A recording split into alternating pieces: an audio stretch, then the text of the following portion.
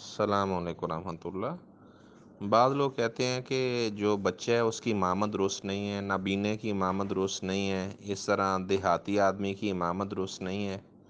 تو بات یہ ہے کہ ظاہری بات ہے، دین تو اللہ اور اس کے رسول صلی اللہ علیہ وسلم کی باتوں کا نام ہے نا، اپنی طرف سے تو نہیں ہم کہہ سکتے کہ نابینا امامت نہیں کروا سکتا۔ تو 14 جنگوں میں آپ صلی اللہ علیہ وسلم نے عبداللہ بن ام مکتوم رضی اللہ تعالیٰ عنہ کو جنگ کے اندر نائب مقرر کیا تھا، وہ نمازیں پڑھاتے تھے۔ تو نابینا بھی امامت کروا سکتا ہے، عرابی بھی امامت کروا سکتا ہے، عرابی سے مراد ہے دیہاتی۔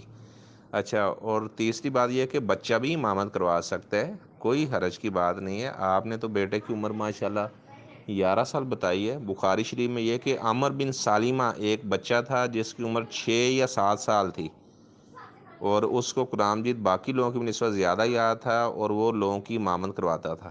اس بیچارے کے پاس کپڑے بھی پورے نہیں تھے، تو پھر ایک دفعہ محلے کی عورتیں جا رہی تھی، انہوں نے کہا کہ امام صاحب کو کپڑے تو آپ پورے لے دیں، ٹھیک ہے نا۔ تو وہ کہتا ہے کہ پھر لوگوں نے پیسے اکٹھے کیے، مجھے انہوں نے اپنا قمیص شلوار لے دی، تو مجھے پھر بہت زیادہ خوشی ہوئی ان کپڑوں سے، ٹھیک ہے۔ تو یعنی جو چھوٹا بچہ ہی امامت کروا سکتا ہے، یعنی 11 سال تو عمر ماشاءاللہ ٹھیک ہے، 6 یا 7 سال کا بچہ بھی امامت کروا سکتا ہے، کوئی حرج کی بات نہیں ہے۔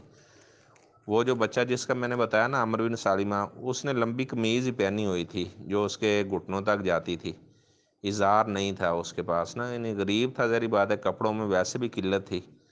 تو پھر انہوں نے جب عورتوں نے یہ بات کہی، تو پھر انہوں نے اسے وہ چادر اور کپڑے وغیرہ مکمل لے دیے۔